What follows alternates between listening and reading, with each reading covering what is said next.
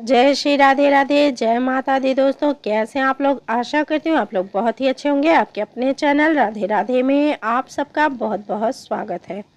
दोस्तों हम अपने राधे राधे चैनल में आपको पूजा विधि, मुहूर्त और कथा भी सुनाते हैं।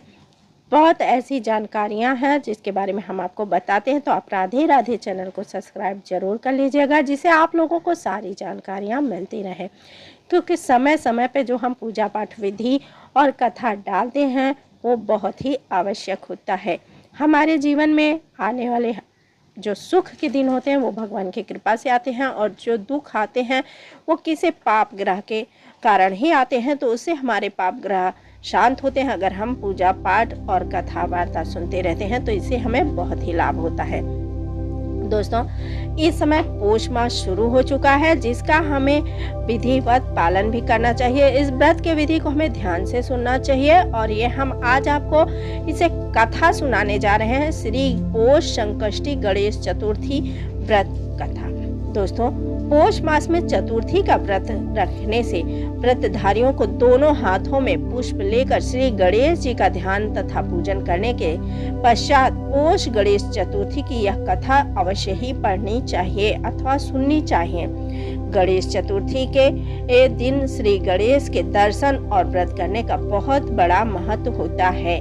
दोस्तों पौष मास में गणेश चतुर्थी जो आती है वो कृष्ण पक्ष में ही आती है, तो उसे हम जिसमें चंद्र का दर्शन बहुत विशेष माना जाता है। क्योंकि गणेश चतुर्थी के दिन जब गणेश जी ने चंद्रदेव को श्रापित किया था तो उन्हें ये वरदान भी दिया था कि हर चौथ पे, साल में जितने भी चौथ आते हैं, जब उस पे मेरी पूजा होगी तो उसी में मेरे साथ साथ तुम्हारी भी पूजा होगी, तुम्हें भी अर्घ दिया जाएगा। ये गणेश जी का ही वरदान था दोस्तों, जिसकी वजह से गणेश चतुर्थी के दिन लोग चंद्रोदय की पूजा भी करते हैं। तो चलिए आज हम आपको अब कथा सुनाते हैं, तो कथा भी ध्यान से सुनिएगा क्योंकि बहुत ही अच्छी कथा है और इसे सुनने से भगवान गणेश जी भी प्रसन्न होते हैं। तो पौष गणेश चौथ व्रत के अनुसार एक समय रावण ने स्वर्ग के सभी देवताओं को जीत लिया। वह संध्या करते हुए बाली को पीछे से जाकर पकड़ लिया। वानर राज बाली रावण को अपनी बगल में दबाकर किष्किंधा नगरी ले गए और अपने पुत्र अंगद को खेलने के लिए खिलौना की तरह दे दिया। अंगद रावण को खिलौना समझकर रस्सी से बांधकर इधर उधर घुमाने लगे। घुमाते हुए इससे रावण को बहुत कष्ट हुआ और दुख होता था। एक दिन रावण ने दुखी मन से अपने पितामह पुलस्त्य जी को याद किया। रावण की यह दशा देखकर पुलस्त्य ऋषि ने विचारा कि रावण की यह दशा क्यों हुई। उन्होंने मन ही मन सोचा, अभिमान हो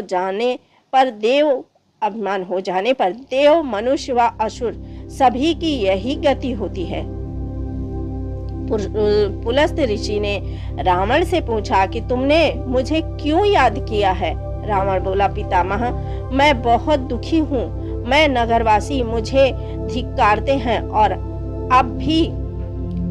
अब आप ही मेरी रक्षा कर सकते हैं। रावण की बात सुनकर पुलस्त्य जी बोले, रावण तुम डरो नहीं, तुम इस बंधन से जल्दी ही मुक्त हो जाओगे। तुम विघ्न विनाशक श्री गणेश जी का व्रत करो। पूर्व काल में वृत्तासुर की हत्या से जुड़ा छुटकारा पाने के लिए इंद्रदेव ने भी इस व्रत को किया था, इसलिए तुम भी विघ्न विनाशक श्री गणेश जी के इस व्रत को अवश्य करो। तब पिता की आज्ञा अनुसार रावण ने भक्ति पूर्वक इस व्रत को किया और बंधन रहित हो अपने राज्य को पुनः प्राप्त किया।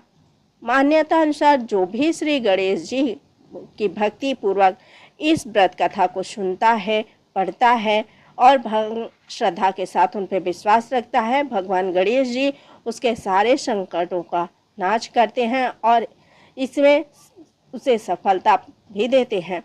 तो इस व्रत को श्रद्धापूर्वक करने से उन्हें सफलता अवश्य ही प्राप्त होती है, जो भगवान श्री गणेश जी के व्रत कथा को सुनता और पढ़ता है।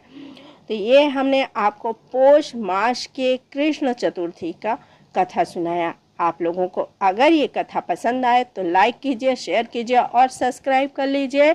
जय श्री राधे राधे, जय श्री गणेश जी।